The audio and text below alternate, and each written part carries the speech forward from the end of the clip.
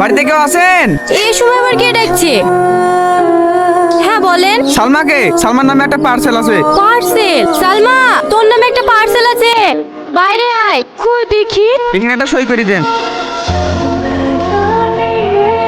তুমি আমার সাথে ডিভোর্স চেয়েছিলে না, তোমাকে তাই দিলাম। তুমি আজ মুক্ত।